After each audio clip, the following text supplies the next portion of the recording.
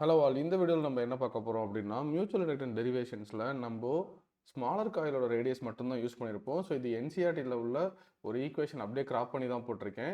M12 that is நீங்கள் 1ல் current அனுப்பி 2ல் ஃப்ளக்ஸ் சேஞ்ச் பார்த்தாலும் சரி, 2ல் கரண்ட் அனுப்பி 1ல் ஃப்ளக்ஸ் சேஞ்ச் பார்த்தாலும் சரி, நம்ம இந்த ஸ்மாலர் காயில் ஏரியாவை மட்டும்தான் யூஸ் பண்ணியிருப்போம்.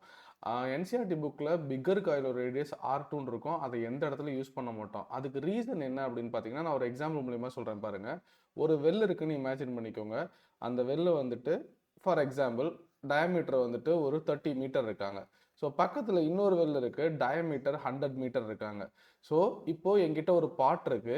இந்த வெல்லு சின்னதாக இருந்தாலும் சரி, இல்லை பெருசாக இருந்தாலும் சரி, நான் எவ்வளோ தண்ணி எடுக்க முடியும் அப்படிங்கிறத நான் கையில் வச்சிருக்க பாட்டு தான் டிசைட் பண்ணுமே தவிர இந்த வெல்லோட சைஸ் கிடையாது. ஸோ நீங்கள் ஃப்ளக்ஸை கொடுக்கும்போதும் சரி, வாங்கும்போதும் சரி, அந்த ஸ்மாலர் காயிலோட ரேடியஸ் தான் அந்த ஃப்ளக்ஸ் சேஞ்சை டிசைட் பண்ணுமே தவிர பிக்கர் காயிலோட ரேடியஸ் அங்கே எந்த ரோலும் ப்ளே பண்ணாது. அதுக்கு தான் இந்த எக்ஸாம்பிள் சொன்னேன். என் கையில் ஒரு பாட் இருக்கு.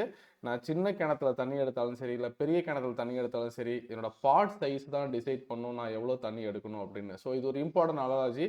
டெரிவேஷனில் நீங்கள் எந்த இடத்துலையுமே R2² that is as per NCERT நீங்கள் பிக்கர் காயிலோட ரேடியஸை யூஸ் பண்ணவே முடியாது. Thank you all. கீப் ஆன் வாட்சிங்.